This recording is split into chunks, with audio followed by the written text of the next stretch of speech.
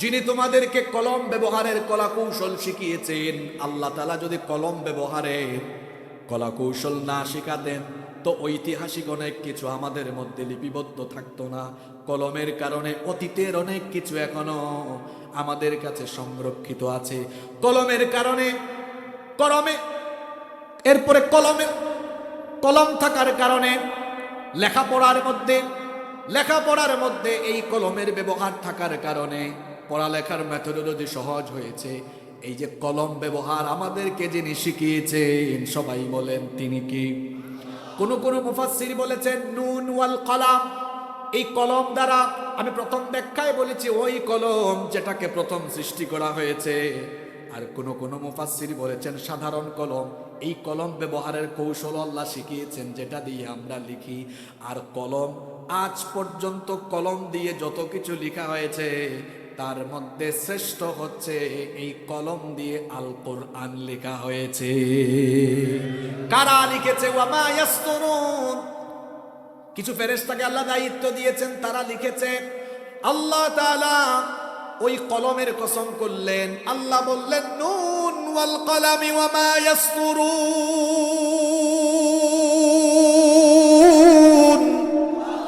কলমের কসম, যা দিয়ে লেখা হয়। ও নবী, তারা আপনাকে পাগল বলে, আর আমি কসম করে জবাব দিচ্ছি, মা আনতা বিনিআমাতি রাব্বিকা বিমাজনুন, আপনার রবের নেয়ামতে, আপনার রবের দয়ায় আপনি পাগল নন। আপনাদের মনোযোগ আছে তো? এখন আমি কিন্তু মূল কথাগুলা বলে ফেলবো, পারলে একদম মেমোরাইজ করে ফেলবেন। মনোযোগ আছে তো? আসলেই কি আছে? ঘুমাচ্ছেন নাকি আপনারা? কাফেররা নবীজিকে কি বলতো? আরেকটু জোরে। এখন প্রশ্ন হলো, 40 বছর পর্যন্ত যিনি তাদের চোখের মনি ছিলেন হঠাৎ করে পাগল বলছে কে? তারা পাগল বলছে কেন? আমি কোরআন আর নবীজির বায়োগ্রাফি, সিরাত স্টাডি করে 11টা কারণ খুঁজে বের করেছি। কয়টা কারণ? কাফিররা নবীজিকে পাগল বলতো 11টা কারণে। কয়টা কারণে? আসেন এবার আমি আপনাদেরকে পয়েন্টগুলো শোনাই। নাম্বার 1, 1 নাম্বার, নবী করিম সাল্লাল্লাহু আলাইহি ওয়াসাল্লাম শিরকের বিরুদ্ধে যখন তাওহীদের দাওয়াত দিলেন, তখন ওই মুশরিক মূর্তি পূজারী কাফের কুফফারগুলো নবীজিকে পাগল বলল। দলিল কোথায় শোনেন?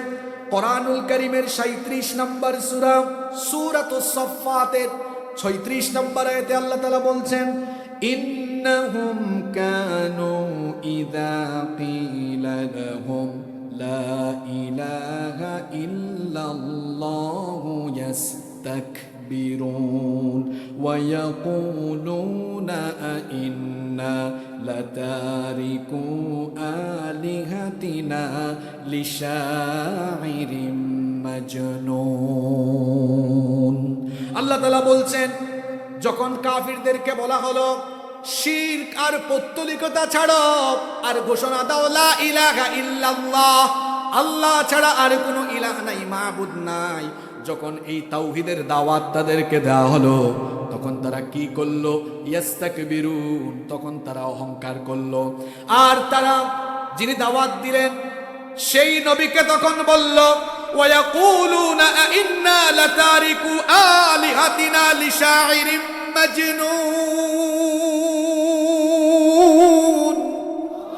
আমরা কি এই পাগল উন্মাদের কথায় আমাদের উপাস্যদেরকে ছেড়ে দিব নাকি? তাহলে নবীজিকে তারা পাগল বলছে এই কারণে, কারণ নবীজি দিয়েছেন তাওহীদের দাওয়াত। তাওহীদের দাওয়াত দেওয়ার কারণে কাফিররা নবীজিকে পাগল বলেছে। নাম্বার 2 নাম্বার, নবীজি যখন ঘোষণা করলেন ইন্নী রাসূলুল্লাহি ইলাইকুম, আমি তোমাদের কাছে রাসূল হিসাবে আগমন করেছি, তখন তারা বলল, কি বলো? আমাদের চোখের সামনে বড় হয়েছো, তুমি তো বাজার ঘাটে যাও, আমাদের মতো বাজার ঘাটে যাও, আমাদের মতো তুমি পেশাব পায়খানা করো, তো তুমি হঠাৎ করে কেমনে নবী হয়ে যাবা? তুমি আবার কেমনে নবী হও? তখন তারা নবীজিকে কি বলেছিল শুনেন। কোরআনুল কারীমের 44 নম্বর সূরা, সূরাতুদ দুখানের 13 এবং 14 নম্বর আয়াতে আল্লাহ বলছেন, আন্না লাহুমুয الذكرى وقد جاءهم رسول مبين ثم تولوا عنه وقالوا معلم مجنون আল্লাহ তাআলা বলছেন ওয়াকাদ জাআহুম রাসূলুম মুবিন, তাদের কাছে রাসূলে মুবিন এসেছেন, যখন তিনি এসে রিসালাতের কথা বলেছেন সুম্মা তাওয়াল্লাউ আনহু, তখন তারা রাসূলের কাছ থেকে মুখ ফিরিয়ে নিয়েছে। ওয়াকালু, আর তারা তখন বলেছে মুআল্লামুম মাজনুন, তারা বলেছে এটা শিক্ষাপ্রাপ্ত প্রশিক্ষণপ্রাপ্ত পাগল। নাউজুবিল্লাহ। তাহলে নবীজিকে তারা পাগল বলার 2 নাম্বার কারণ হলো নবীজি রিসালাতের কথা বলেছেন, নবুয়তের দাওয়াত দিয়েছেন, এই জন্য নবীজিকে পাগল বলেছে। নাম্বার 3 নাম্বার হলো এটা আসলে কাফিরদের একটা স্বভাব। এর আগে পৃথিবীতে যত নবী রাসূল এসেছেন 2 জন নবী ছাড়া একজন হলেন আদম, তিনি তো সবার সিনিয়র, তাকে পাগল কে বলবে? আরেকজন হচ্ছেন সুলাইমান আলাইহিস সালাম, যিনি মাত্র 13 বছর বয়সে তার বাবার রেখে যাওয়া সিংহাসনে আরোহণ করে পৃথিবী শাসন করেছেন। আল্লাহু আকবার। আজকে মন ভরে একটি সূরার কিছু আয়াত থেকে বাস্তবতার ভিত্তিতে কোরআন সুন্নাহর আলোকে আমি আপনাদের সামনে আলোচনা পেশ করব ইনশাআল্লাহ। হেদায়েতের নিয়তে আমরা যেন শেষ পর্যন্ত শুনতে পারি, আল্লাহ আমাদেরকে তৌফিক দান করেন। আমি আপনাদের সামনে একটি সূরার কয়েকটি আয়াত তিলাওয়াত করেছি। যে সূরার কয়েকটি আয়াত তিলাওয়াত করেছি, এই সূরার নাম হচ্ছে সূরাতু আল কলম। সূরার নাম হচ্ছে সূরাতু আল কলম। সবাই কি বলা যাবে? সবাই বলতে পারবেন না? তাহলে একজনও চুপ না থেকে একদম সামন থেকে পিছন, ডান থেকে বাম, চতুর্দিক থেকে একটা আওয়াজ উঠুক যে আজকে যে সূরা থেকে কথা হচ্ছে এই সূরার নাম সূরাতুল কলম। চিনেন না আপনারা? কলম দিয়ে আমরা কি করি? লিখি। আজকের সূরার নাম সূরাতুল কলম। কলমের নামেও সূরা আছে। সর্বপ্রথম আল্লাহ এই কলম সৃষ্টি করেছেন। আলোচনার ভেতরে সব আসবে। কলম এটা একটা বস্তু, এটাকে সঠিকভাবেও ব্যবহার করা যায়, আবার এই কলমকে অপব্যবহারও করা যায়। যেমন একজন ব্যক্তি গুরুত্বপূর্ণ চেয়ারে বসেছে, হতে পারে তার একটা সিগনেচারের কারণে কারো কল্যাণ হবে, আবার কারো অকল্যাণ হতে পারে। ওই ব্যক্তি যদি ইনসাফ করে আর কলমটাকে সদ্ব্যবহার করে, তাহলে দেখা যাবে অনেক মানুষ জুলুম থেকে বেঁচে যাবে। আবার এই কলমের খোঁচায় জনগণের সম্পদ, দেশের সম্পদ চুরি করে, দুর্নীতি করে, ঘুষের মাধ্যমে লুটপাটেরও সুযোগ আছে। এটা হলো অপব্যবহার। আবার কলম দিয়ে একজন নিরপরাধী মানুষকে অপরাধী সাজায়া হাবিজাবি বিভিন্ন ধরনের অভিযোগ তার নামে লিখে নিরপরাধীকে অপরাধী বানিয়ে দুনিয়া থেকে চাইলে বিদায়ও করা যাবে। কলম একটা বস্তু, এটাকে সৎ কাজেও ব্যবহার করা যায়, আবার এর অসৎ ব্যবহার বা অপব্যবহারও করা যায়। এই সূরার 2টা নাম, একটা নাম হলো সূরা কলম, আরেকটা নাম হচ্ছে নুন। আরবি একটা অক্ষর আছে না, এরপরে কি? সবাই বলেন। কোরআনের প্রতি হরফ পড়লে 10 নেকি পাওয়া যায়, নগদে না বাকিতে? আওয়াজ তো হয় বাকিতে। এই সূরার আরেকটা নাম হলো, বলেন, একটা হরফ পড়লেই নেকি হয়ে যাবে, বলেন। সবাই বলেন। আরেকবার বলেন, আরেকবার বলেন। মাশাআল্লাহ। কেন বলাইলাম? আপনারা কি কষ্ট পেলেন? আমি আসলে এরকমই কথা বলি, মানে ক্লাসের স্টাইলে। একা একা কথা বললে তো ভালো লাগে না, এজন্য আপনাদেরকে এরকম কথা বলাবো। কেন বলাবো? উদ্দেশ্য ভালো, যাতে করে আলোচনার মুলাখাস বা সামারি যেন অন্তত মেমোরাইজ করে বাড়িতে যেতে পারেন ইনশাআল্লাহ। যে সূরা থেকে আলোচনা চলছে, এই সূরার নাম পেয়েছি আমরা কয়টা? আমি আঙ্গুল তুলবো আর আপনারা সূরার নাম বলবেন। 1 নাম্বার, আরেকটু জোরে, 2 নাম্বার। মাশাআল্লাহ, আপনাদের মেমোরাইজিং ক্যাপাসিটি খুবই ভালো, পড়ি আলহামদুলিল্লাহ। এই সূরার প্রাইমারি ইনফরমেশন, প্রাথমিক তথ্যগুলো 30-40 সেকেন্ডে দিয়েই মূল আলোচনায় আমরা চলে যাব ইনশাআল্লাহ। কোরআনুল কারীম 30 পারায় বিভক্ত। আজকের আলোচ্য এই সূরাটি ২৭তম পারায় অবস্থিত। এই সূরাটি কত নম্বর পারায় অবস্থিত? সরি, আমি তো ভুল করেছি, এটা ২৯তম পারায় অবস্থিত। কততম পারায়? ২৯তম পারায় অবস্থিত। কোরআনুল কারীমে ১১৪টা সূরা আছে। সিরিয়াল অনুযায়ী এই সূরার সিরিয়াল নাম্বার হলো 68, ৬৮ নম্বর সূরা। তাহলে একটু কষ্ট করে বলি, এই সূরার সিরিয়াল নাম্বার আরেকবার বলেন। কোরআনের সূরাগুলো দুই ভাগে বিভক্ত হয়েছে, কিছু সূরা মাক্কি, কিছু সূরা মাদানী। যেগুলো মক্কায় নাজিল হয়েছে সেগুলো মাক্কিয়া, যেগুলো মদিনায় নাজিল হয়েছে সেগুলো মাদানিয়া। আজকের এই সূরাটি নাজিল হয়েছিল মক্কায়, এজন্য এই সূরাটি হচ্ছে মাদানিয়া না মাক্কিয়া? এই সূরার রুকু সংখ্যা 2, আয়াত সংখ্যা হলো 52। রুকু সংখ্যা, আয়াত সংখ্যা। এই সূরার প্রাথমিক তথ্যগুলো দিয়ে ফেলেছি, এবার একটু পড়া নিয়ে নেই। সূরার নাম, পিছন থেকে আওয়াজ হয় না, সূরার নাম আরো একটা নাম। কততম পারায়? সূরার সিরিয়াল নাম্বার মাদানী, মাদানী, মাদানী।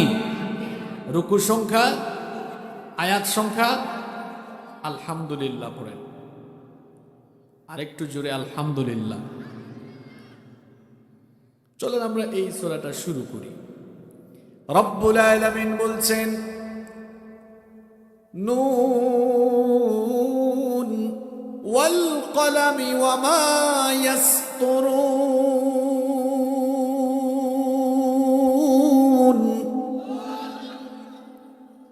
আল্লাহ তাআলা বলছেন নুন, কলমের কসম, এবং তারা যা লিখে তার কসম।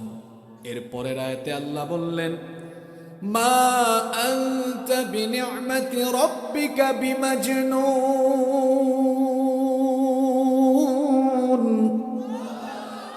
মা আনতা বিনি'মাতি রাব্বিকা বিমাজনুন।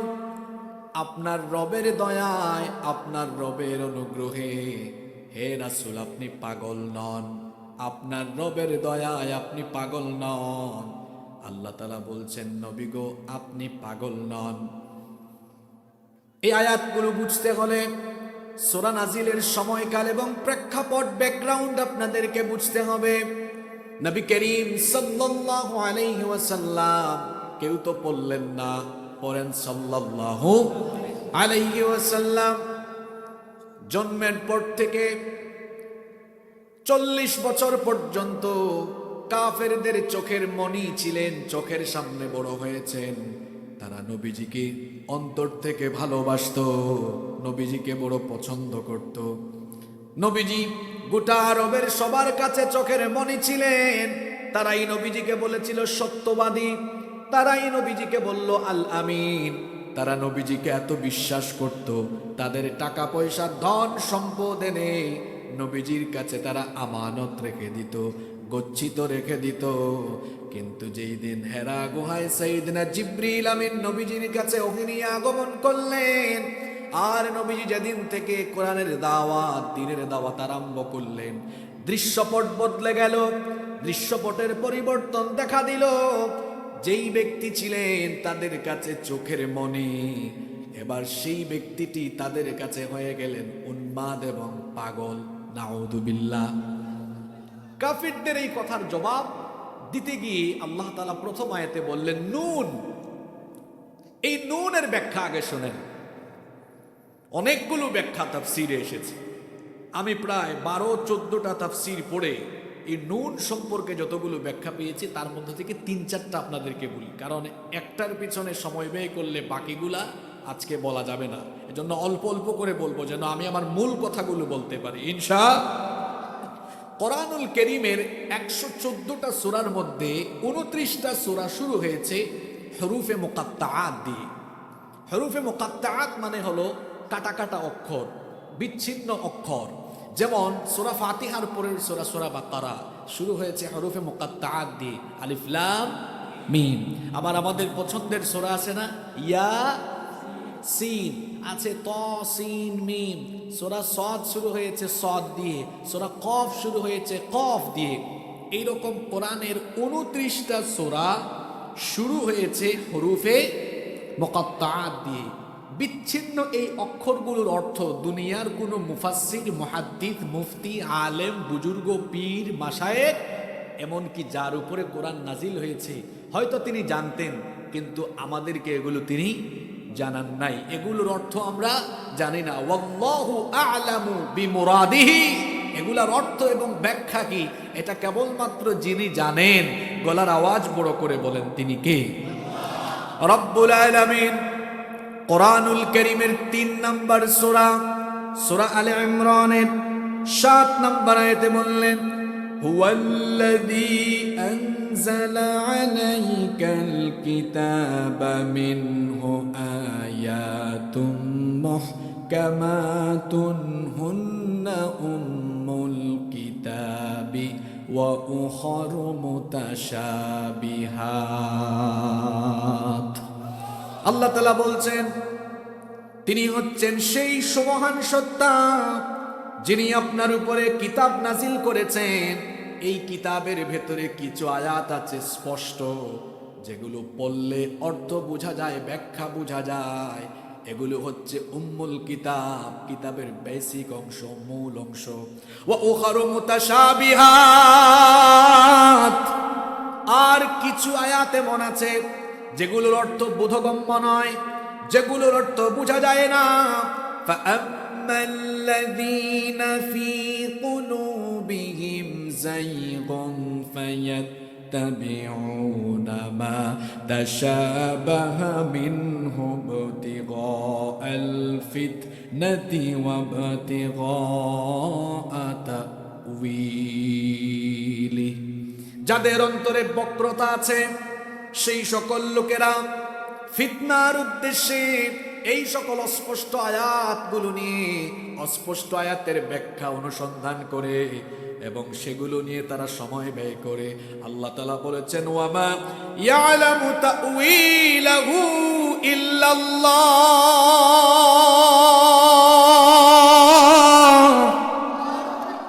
এই অস্পষ্ট আয়াতগুলোর অর্থ কেবলমাত্র একজন জানেন। পুরুষোচিত কণ্ঠে জবাব দিয়ে বলেন তিনি কে? যারা ঈমানদার তাদের স্বভাব হলো ওয়ার-রাসিখুনা ফিল ইলমি ইয়াকুলুনা আমান্না বিহি কুল্লুম মিন ইনদি রাব্বিনা ওয়া মা ইয়াযাক্কারু ইল্লা উলুল আলবাব। জ্ঞানে পরিপক্ক লোকেরা তারা বলে, এই আয়াতগুলো যখন তেলাওয়াত করে তারা বলে আমরা এগুলোর অর্থ না জানলেও আমরা ঈমান এনেছি, কারণ হলো কুল্লুম মিন ইনদি রাব্বিনা, সবকিছু আমাদের রবের তরফ থেকে নাজিল হয়েছে।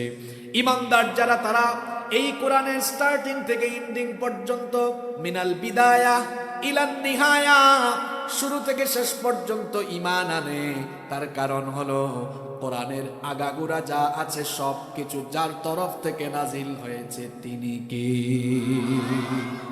নুন, এটা বিচ্ছিন্ন একটা অক্ষর, এটার অর্থ কেউ জানে না। জানেন কে? কোন কোন তাফসীরে এসেছে, কোন কোন মুফাসসির বলেছেন নুন এর অর্থ হলো দুয়াত। দুয়াত বুঝেন তো আপনারা? কালি রাখার পাত্রকে কি বলে?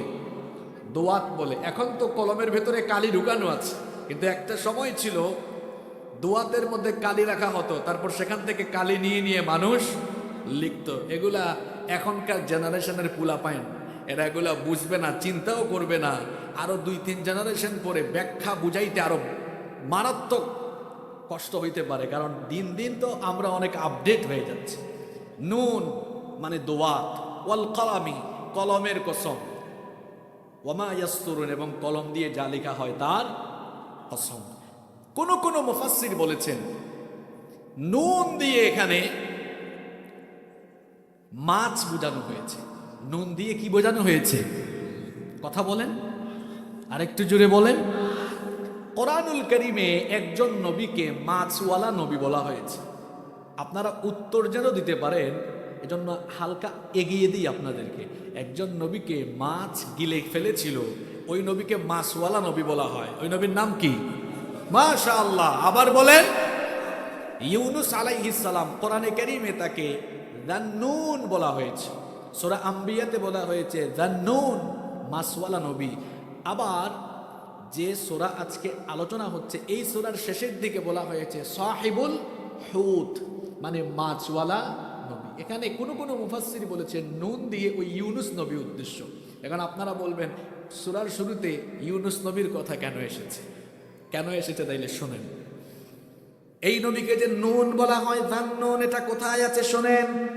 কোরআনুল কারীমের 21 নম্বর সূরা, সূরাতুল আম্বিয়া এর 87 নম্বর আয়াতে রব্বুল আলামিন বলছেন ওয়াযান্নুনি ইয যাহাবা মুগাদিবান ফাযান্না আন লান নাকদিরা আলাইহি ফানাদা ফিদ যুলুমাতি আল্লা ইলাহা ইল্লা আনতা সুবহানাকা ইন্নী কুনতু মিনাল যালিমিন। আল্লাহ তাআলা বলছেন ওয়াদান্নুন, আর স্মরণ করো মাছওয়ালা নবীর কথা, ইয যাহাবা মুগাদিবান, যখন তিনি রাগ করে চলে গিয়েছিলেন। কেন রাগ করে চলে গেলেন, কোথায় চলে গেলেন শোনেন। ইউনুস নবীকে রব্বুল আলামিন যেই জনপদের জন্য নবী বানালেন, সেই জনপদের লোকদের কাছে তিনি আল্লাহর দ্বীনের দাওয়াত পৌঁছে দিলেন। কিন্তু সেই জনপদের লোকেরা ইউনুস নবীর দাওয়াতকে রিজেক্ট করলো, প্রত্যাখ্যান করলো। এত দাওয়াত দেন কিন্তু ওই জনপদের লোকেরা তার দাওয়াত শুনে না। অবশেষে তিনি রাগ করলেন, কষ্ট পেয়ে রাগ করে ওই জনপদের লোকদেরকে বললেন আমি এলাকা ছেড়ে চলে যাচ্ছি, আর তোমাদেরকে 3 দিনের আলটিমেটাম দিয়ে যাচ্ছি, 3 দিনের ভিতরে তোমাদের উপরে গজব নেমে আসবে। এই কথা বলে তিনি যখন এলাকা ছেড়ে রওনা করলেন, ওই জনপদের লোকেরা চিন্তা করলো নবীদের ভবিষ্যৎবাণী কখনো মিথ্যা হয় না। এখন আমাদের উপরে যাকে নবী বানানো হয়েছিল আমরা না মানলেও মনে মনে জানি আসলে ইউনুস হচ্ছেন আল্লাহর নবী। এখন যদি সত্যি সত্যি বিপদ চলে আসে তাহলে আমাদের অবস্থা কেমন হবে। এরকম যখন তারা দুশ্চিন্তাগ্রস্ত ছিল, এর মধ্যে একদিন যেতে না যেতেই বিপদের আভাস লক্ষ্য করা গেল, গজবের কিছু আভাস পাওয়া গেল। তখন তারা ওই জনপদের সবাই মিলে তওবা করে ফেললো। তওবা করে ইস্তিগফার করে তারা তাদের আবাল বৃদ্ধ বনিতা, তারা তাদের শিশু এবং তাদের পশুপাল নিয়ে ঘরবাড়ি ছেড়ে জঙ্গলের উদ্দেশ্যে চলে গেল। সেখানে গিয়ে পশুর পাল এবং শিশুদেরকে আলাদা রেখে সবাই কান্নাকাটি করে তওবা করলো। আল্লাহর দয়া কম না বেশি? রব্বুল আলামিন তখন ওই জনপদের লোকদেরকে মাফ করে দিলেন। ইউনুস নবী 3 দিন পরে জানতে পারলেন ওই জনপদের উপরে গজব আসে নাই। তিনি এবার চিন্তা করলেন তাহলে আমি যদি ওই এলাকায় ফিরে যাই সবাই আমাকে মিথ্যাবাদী মনে করবে। আর ইউনুস নবীর সময়ে সেই এলাকার প্রথা ছিল কাউকে মিথ্যাবাদী হিসেবে সাব্যস্ত হলে তাকে হত্যা করা হতো, মৃত্যুদণ্ড দেওয়া হতো। ইউনুস নবী ভাবলেন আমি গেলে যদি তারা আমার উপরে জুলুম করে বসায়, আমাকে যদি মিথ্যাবাদী মনে করে, এই জন্য তিনি আল্লাহর সিদ্ধান্ত আসার আগেই ইজতেহাদ করে সিদ্ধান্ত নিলেন তিনি হিজরত করবেন, অন্য এলাকায় চলে যাবেন। নদীর পারে গেলেন, যাওয়ার পরে তিনি একটি নৌযান পেলেন। এবার তিনি সেই নৌকায় আরোহণ করলেন, কিস্তিতে উঠলেন। নৌকায় ওঠার পরে, কিস্তিতে উঠার পরে নৌকা যখন চলাচল শুরু করলো, হঠাৎ করে মাঝ দরিয়ায় নদীপথে হঠাৎ করে এবার নৌকা ঝড়ের কবলে পড়ে গেল। নৌকা ডুবি ডুবি অবস্থা। নৌকার চালক বললেন মানুষ বেশি হয়ে গিয়েছে, একজনকে নৌকা থেকে নামিয়ে দিতে হবে। কে নৌকা থেকে নামবেন, কাকে নামানো হবে? কেউ তো নামতে চায় না। এবার লটারির আয়োজন করা হলো।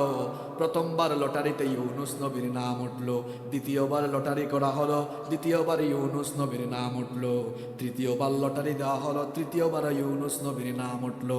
কিন্তু ইউনুস নবীর চেহারার দিকে তাকায়া বাকিরা কিংকর্তব্য বিমূঢ়, কারণ নবীদের চেহারার মধ্যে একটা মায়া আসে না নাই?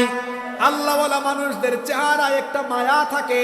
দেখবেন যারা 5 ওয়াক্তের নামাজি, সব সময় সৎ কাজ করে, ভালো কাজ করে, চেহারার দিকে তাকালেই ভালো লাগে। মায়া লাগে। এই ধরনের মানুষদের দিকে তাকায়া থাকতেও মন চায়, কিন্তু যারা রাতের বেলা গাঁজা খায়, নারী নিয়ে শুয়ে থাকে, অসভ্য আর অন্যায় কাজে থাকে, এই সকল লোকদের টাকা পয়সা থাকলেও চেহারাটা দেখতে চোরের মতো লাগে। নৌকার অন্যান্য প্যাসেঞ্জাররা ইউনুস নবীর দিকে তাকায়া কিং কর্তব্য বিমূঢ়, এই লোকটাকে কেমনে ফেলে দিব। ইউনুস নবী বললেন, চিন্তা করো না, যেহেতু আমার নাম 3 বার উঠেছে, আমি নিজেই নৌকা থেকে ঝাঁপ দিব। নৌকা থেকে তিনি ঝাঁপ দিলেন, একটা বড় মাছ তাকে গিলে ফেলল। ইউনুস নবী আবার কয়েদখানার মতো একটা জায়গায় মাছের পেটে বন্দী হয়ে গেলেন। কোন রেওয়ায়েতে এসেছে তিনি 3টা অন্ধকারের মধ্যে নিপতিত হয়েছিলেন। যারা সমুদ্র বিজ্ঞান নিয়ে পড়াশোনা করেছেন তারা জানেন, সাগরের অতল তলদেশ হলো বহু অন্ধকার। একটা অন্ধকার হলো রাতের অন্ধকার, 2 নাম্বার অন্ধকার হলো সাগরের তলদেশের অন্ধকার, 3 নাম্বার অন্ধকার হলো মাছের পেটের ভেতরের অন্ধকার।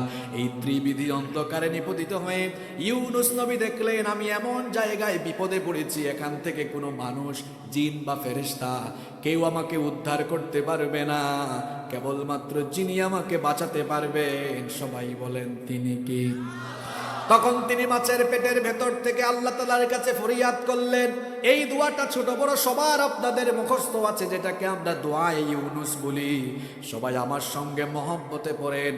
ইউনুস নবী তখন আল্লাহর কাছে ফরিয়াদ করলেন, লা ইলাহা ইল্লা আনতা সুবহানাকা ইন্নী কুনতু মিনাজ জালিমিন। তুমি ছাড়া কোনো ইলাহা নাই, তুমি ছাড়া কোনো মাবুদ নাই, আমি তো জালেমদের অন্তর্ভুক্ত হয়ে গিয়েছি, জুলুম করে ফেলেছি, অবিচার করে ফেলেছি। আল্লাহ তুমি আমাকে এখান থেকে উদ্ধার করো। আল্লাহ তাআলা বললেন, আমার ইউনুস সাগরের অতল তলদেশে মাছের পেটের ভেতর থেকে যখন চিৎকার দিল, তার চিৎকার ফরিয়াদ আসমানের কেউ শুনে নাই, মহাশূন্যের কেউ শুনে নাই, নভুমণ্ডল ভূমণ্ডলের কেউ না শুনলেও আমি আরশের মালিক আল্লাহ আমার ইউনুসের ফরিয়াদ শুনেছি।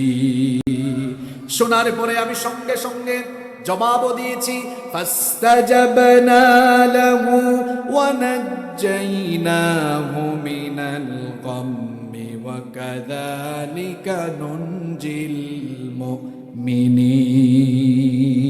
আল্লাহু আকবার। আমি আমার ইউনুসের ডাকের জবাব দিলাম, তাকে তার বিপদ থেকে বাঁচায়া দিলাম।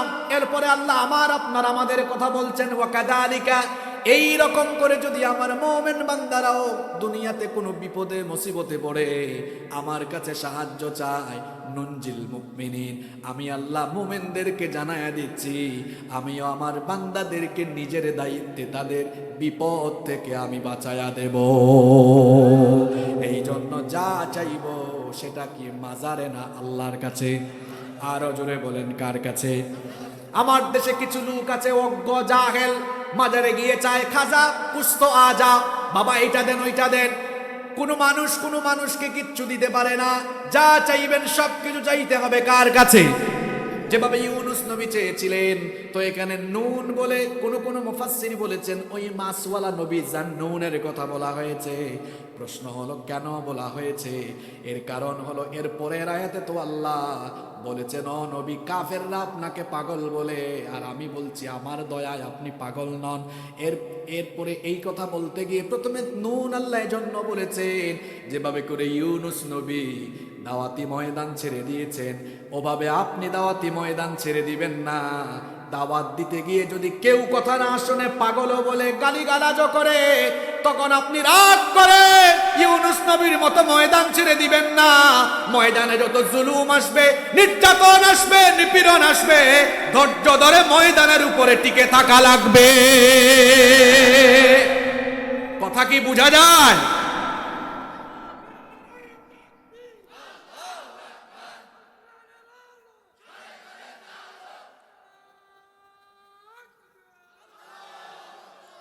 কষ্ট হচ্ছে আপনাদের?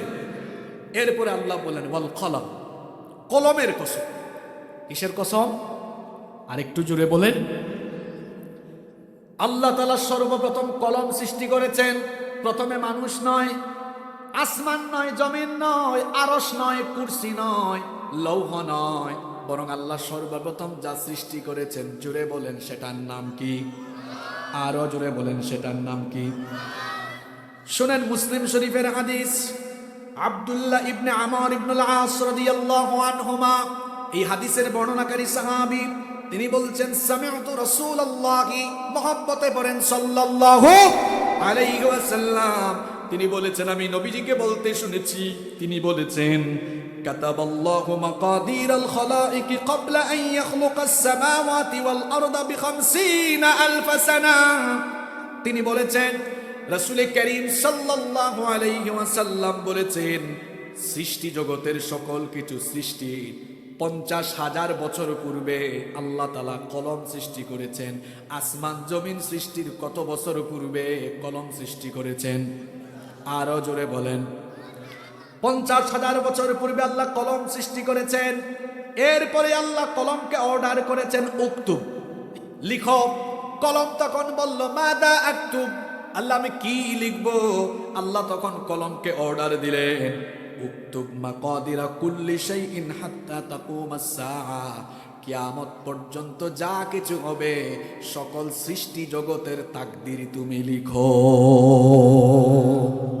তাহলে আসমান জমিন সৃষ্টির 50,000 বছর আগে সবকিছুর তাকদীর লেখা হয়েছে কি দিয়ে? জোরে বলেন।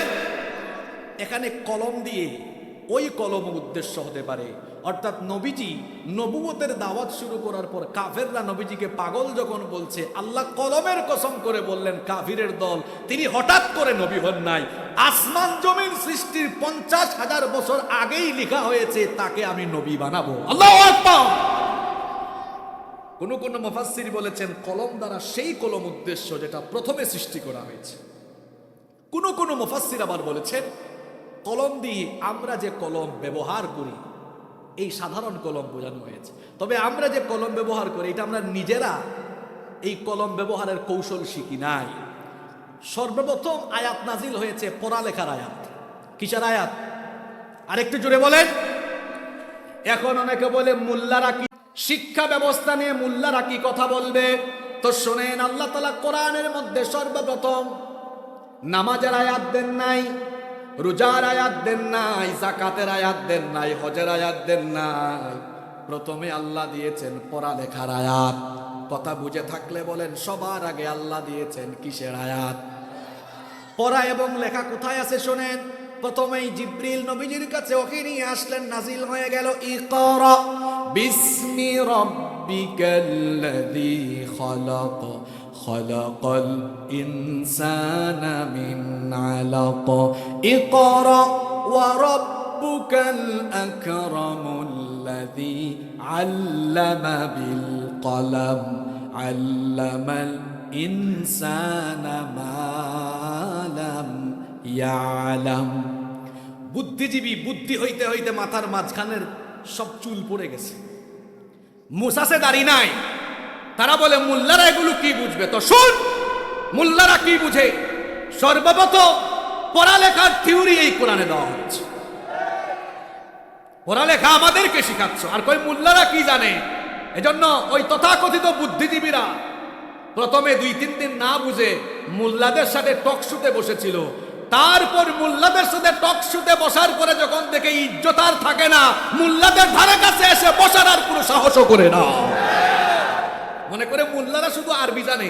আমাদের সমাজে তো কিছু লোক আছে 2-3 পাতার ইংরেজি আর 6-7 পাতার বিজ্ঞান, মনে করে হামসে বড় কোন হে, আমার চেয়ে বড় কে আছে। সব আমি জেনে ফেলেছি।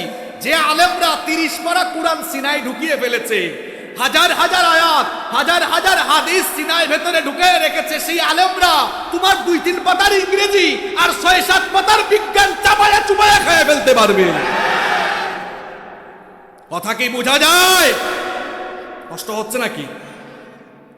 কেন সর্বপ্রথম পড়ালেখার আয়াত? ইকরা বিসমি রাব্বিকাল্লাযী খালাক, পড়ো তোমার রবের নামে যিনি সৃষ্টি করেছেন। ইকরা, পড়ো। কার নামে? আরেকটু জোরে বলেন, আমাদের রবকে। আল্লাহ আমার রব, এই রবি আমার সব। আল্লাহ আমার রব, এই রবি আমার সব। দমে দমে তনু মনে তারি অনুভব। আল্লাহ আমার রব, এই রবি আমার সব। তোমার দুনিয়াতে আমি যেদিকে তাকাই, অথই নিয়ামতে ডুবে আছি সবাই। পাক পাখালির গানে শোনে তসবিহ কলরব, তসবিহ কলরব। আল্লাহ আমার রব, এই রবি আমার সব। পড়েন আলহামদুলিল্লাহ। বলা হয়েছে পড়ো, এখানে কারিকুলাম দেওয়া হয়েছে, কারিকুলাম শিক্ষাক্রম আল্লাহ দিয়েছেন যে পড়ালেখাটা হবে রবের নামে। পড়ালেখার ভিতরে যদি রবকে চেনা, রবকে ভয় করার মেথোডোলজি না থাকে, তাহলে ওই কারিকুলামে দিনই শিক্ষা বাদ দিয়ে যে শিক্ষা দেওয়া হবে, ওই শিক্ষাক্রম দিয়ে যে জাতি শিক্ষিত হবে, ওইটা শিক্ষিত হওয়ার পাশাপাশি শিক্ষিত চোর হবে, শিক্ষিত ডাকাত হবে, শিক্ষিত লুটেরা আর দুর্নীতিবাজ হবে। কারিকুলাম বানিয়েছি, এই কারিকুলাম দিয়ে তো অনার্স মাস্টার্স পিএইচডি হোল্ডার হয়ে তারপরে দেশের টাকা বিদেশে পাচার করেছে। এই কারিকুলাম দিয়ে পড়াশোনা করেই তো বিশ্ববিদ্যালয়ে ধর্ষণের সেঞ্চুরি করেছে। আর আমার মাদ্রাসাগুলোতে, যেখানে কৌমিয়া আলিয়া মাদ্রাসায় কোরআন হাদিস পড়ানো হয়, সেখানে এমন পরিবেশ আছে, আপনি স্কুলের সামনে দিয়ে গেলে সালাম বেশি পাবেন না মাদ্রাসা দিয়ে গেলে বেশি সালাম পাবেন? মাদ্রাসার সামনে দিয়ে গেলে দেখবেন মাদ্রাসার ছেলেরা পেলেই বলবে আসসালামু আলাইকুম ওয়া রাহমাতুল্লাহ। আর কলেজের সামনে দিয়ে, স্কুলের সামনে দিয়ে গেলে কি আর সালাম, পাইলারও বলবে হাই আঙ্কেল। ইউনিভার্সিটির সামনে দিয়ে গেলে দেখবেন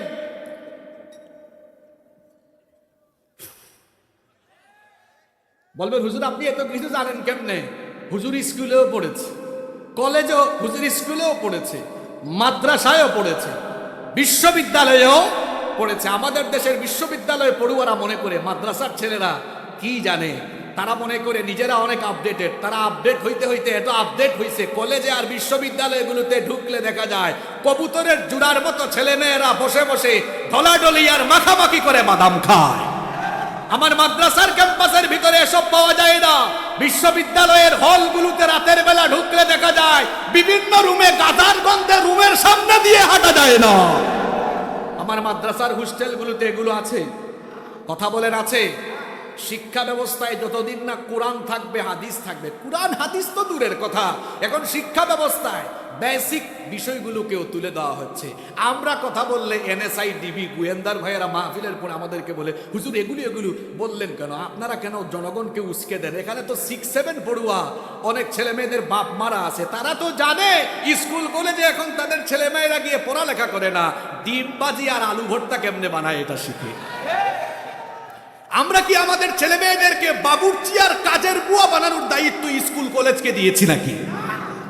ছেলে মেয়েরা সন্ধ্যার পরে পড়াশোনা করে না, কাগজ কেটে ফুল বানায়, বিভিন্ন কালারের পেন্সিল এনে আর্ট পেপারে আঁকাআঁকি করে, সকালবেলা দেখা যায় মাটি দিয়ে হাড়ি বানায়। তো আমাদের বাচ্চাদেরকে কি কামার কুমার বানানো হচ্ছে নাকি? এমনিতে আমাদের দেশে বেকারত্বের সংখ্যা বেশি, কারণ কর্মমুখী শিক্ষা নাই। কর্মমুখী শিক্ষা নাই। বিদেশে সফর করলে দেখবেন অভিজ্ঞতা ছাড়া আপনি কোনো কাজই পাবেন না, আপনার অভিজ্ঞতা লাগবে। কর্মমুখী শিক্ষা ছাড়া বেকারত্ব দূর করা যায় না। আর শিক্ষা কারিকুলামের ভেতরে কোরআন হাদিস না ঢুকালে চরিত্রবান জাতিও পাওয়া যায় না। আমরা তো অনেক শিক্ষিত পেয়েছি, শিক্ষিত চোর। এই যে কুড়িগ্রামে শহরে গেলে দেখবেন মসজিদে মাঝে মাঝে জুতা চুরি হয়ে যায়। জুতা চুর, সে যে চুরি করে, এটা কি খুব বড় শিক্ষিত?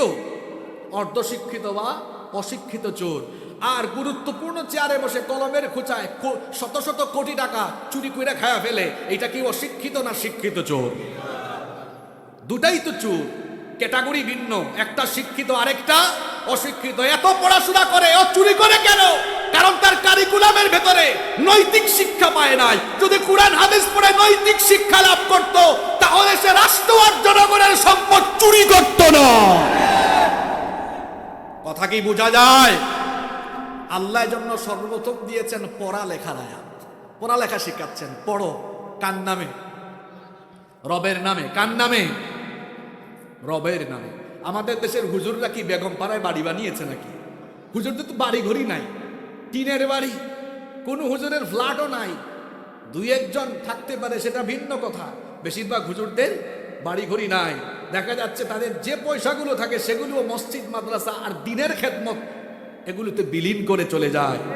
যারা বলে হুজুরদেরকে মৌলবাদী জঙ্গিবাদী, গিয়ে দেখে নেরাই চুরি জামাইরি কইরা চারটা পুট্টা একদম দেশের সম্পদ বিদেশে পাচার করে। লেখাপড়া শিখাচ্ছেন আল্লাহ। এরপরে আল্লাহ বলছেন ইকরা ওয়া রাব্বুকাল আকরামুল্লাযী আল্লামা বিল কলাম, যিনি তোমাদেরকে কলম ব্যবহারের কলা কৌশল শিখিয়েছেন। আল্লাহ তাআলা যদি কলম ব্যবহারের কলা কৌশল না শিখাতেন তো ঐতিহাসিক অনেক কিছু আমাদের মধ্যে লিপিবদ্ধ থাকতো না। কলমের কারণে অতীতের অনেক কিছু এখনো আমাদের কাছে সংরক্ষিত আছে। কলমের কারণে এরপরে কলম থাকার কারণে লেখাপড়ার মধ্যে এই কলমের ব্যবহার থাকার কারণে পড়ালেখার মেথোডোলজি সহজ হয়েছে। এই যে কলম ব্যবহার আমাদেরকে যিনি শিখিয়েছেন, সবাই বলেন তিনি কি? কোন মুফাসসির বলেছেন নুন ওয়াল কলাম, এই কলম দ্বারা, আমি প্রথম ব্যাখ্যায় বলেছি ওই কলম যেটাকে প্রথম সৃষ্টি করা হয়েছে। আর কোন মুফাসসির বলেছেন সাধারণ কলম, এই কলম ব্যবহারের কৌশল আল্লাহ শিখিয়েছেন যেটা দিয়ে আমরা লিখি। আর কলম আজ পর্যন্ত কলম দিয়ে যত কিছু লেখা হয়েছে তার মধ্যে শ্রেষ্ঠ হচ্ছে এই কলম দিয়ে আল কোরআন লেখা হয়েছে। কারা লিখেছে? ওয়া মা ইয়াসতুরুন, কিছু ফেরেশতাকে আল্লাহ দায়িত্ব দিয়েছেন, তারা লিখেছে। আল্লাহ তাআলা ওই কলমের কসম করলেন, আল্লাহ বললেন নুন ওয়াল কলামি ওয়া মা ইয়াসতুরুন,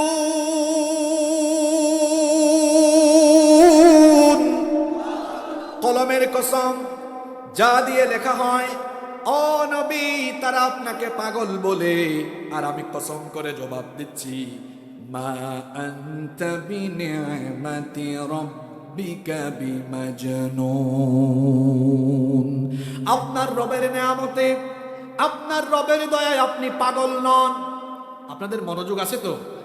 এখন আমি কিন্তু মূল কথাগুলা বলে ফেলবো, পারলে একদম মেমোরাইজ করে ফেলবেন। মনোযোগ আছে তো? আসলেই কি আছে?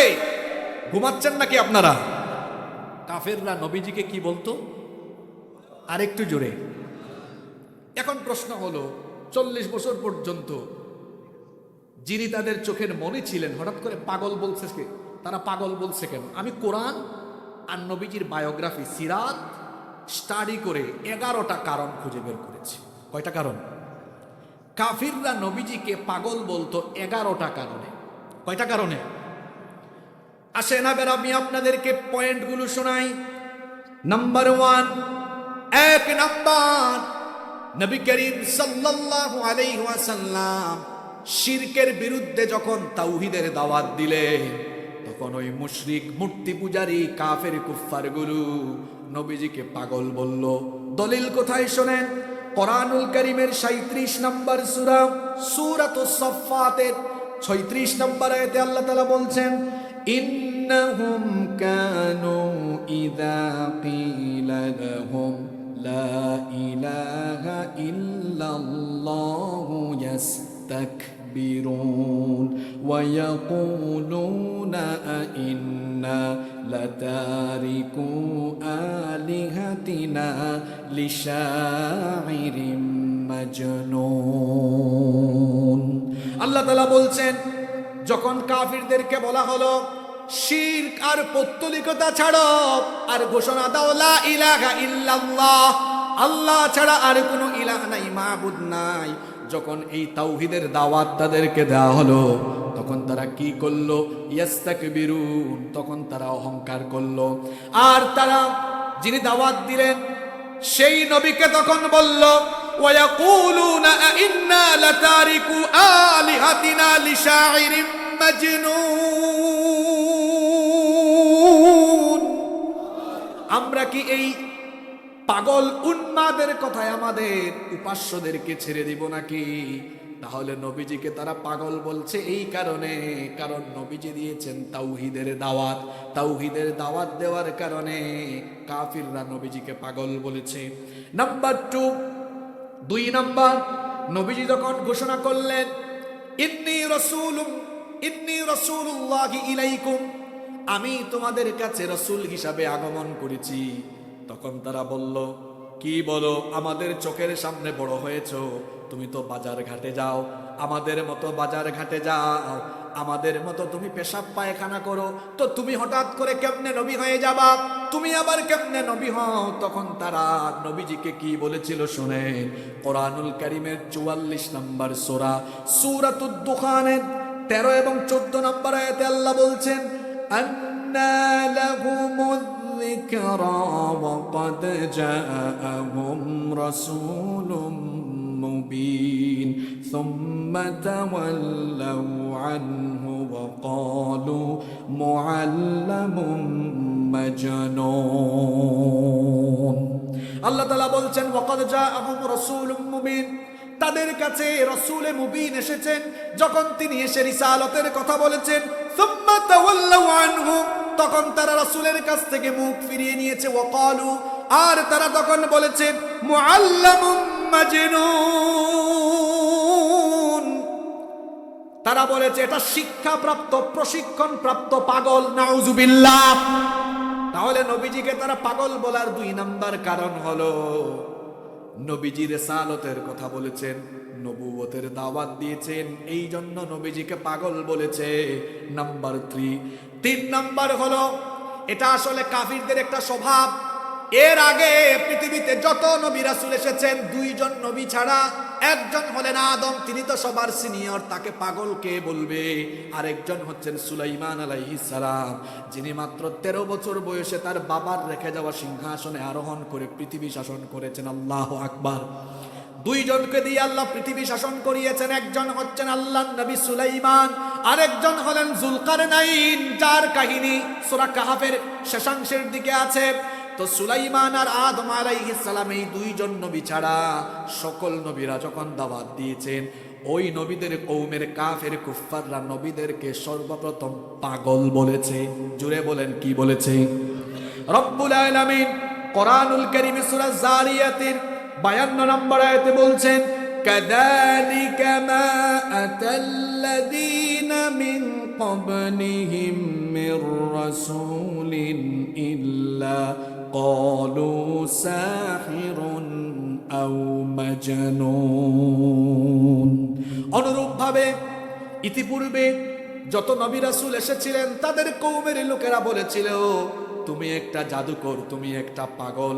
যেমন মুসা নবী যখন রিসালতের কথা বলেছেন, ফেরাউন তখন কি বলেছিলেন শুনেন। ফেরাউন তখন বলেছিল, ক্বালা ইন্না রাসূলাকুমুল্লাযী উরসিলা ইলাইকুম লামাজনুন, সে বলেছিল যে তোমাদেরকে বলে সে রাসূল, সে হলো একটা পাগল। নূহ নবীর কওমের লোকেরা তাকে বলেছিল পাগল। ওই কাফের কুফফার, এদের উত্তরসূরি এখনো দুনিয়াতে আছে, যারা নবীদের উত্তরসূরি আলেম উলামাদেরকে আপডেট গালি দেয়। আধুনিক যুগের নব্য ফেরাউনরা, আলেম উলামারা দিনের কথা বললে আলেমদেরকে মৌলবাদী আর জঙ্গিবাদী বলে গালিগালাজ করে। কথা কি বোঝা যায়? 3 নম্বর কারণ বললাম। 4 নম্বর, কাফিররা নবীজিকে এই জন্য পাগল বলতো, ওহী নাজিলের সময় নবীজির মধ্যে এক ধরনের পরিবর্তন লক্ষ্য হতো। প্রচন্ড পরিমাণে ঘেমে যেতেন, ওহীর প্রচন্ড চাপের কারণে তিনি ঘেমে যেতেন। বেশ কয়েকটি প্রক্রিয়ায় নবীজির কাছে ওহী নাজিল হতো। ঘন্টা ধ্বনির মতো যখন ওহী নাজিল হতো, নবীজির কষ্ট হতো। মাঝে মাঝে আবার মৌমাছির গুনগুন শব্দের মতো ওহী নাজিল হতো। কখনো কখনো আবার সরাসরি যখন ওহী নাজিল হতো, আম্মা জান আয়েশা রাদিয়াল্লাহু আনহা বলেছেন, নবীজি উট কিংবা ঘোড়ার উপরে থাকাকালীন যখন ওহী নাজিল হতো, তখন ওহীর ভারে উট কিংবা ঘোড়া সঙ্গে সঙ্গে মাটিতে বসে যেত। 40 বছর পর্যন্ত এরকম অবস্থা তারা দেখে নাই। যখন নবীজির কাছে ওহী নাজিল আরম্ভ হলো, আর এই অবস্থা লক্ষ্য করলো, বলল মুহাম্মদ পাগল হয়ে গিয়েছে। নাউজুবিল্লাহি মিন। আপনাদের মনোযোগ আছে তো? 5 নাম্বার হলো কোরআনের দাওয়াত দেওয়া। কোরআনের দাওয়াত দেওয়ার কারণে কাফিররা নবীজিকে পাগল বলতো। কোথা থেকে বানায়া বানায়া বলে।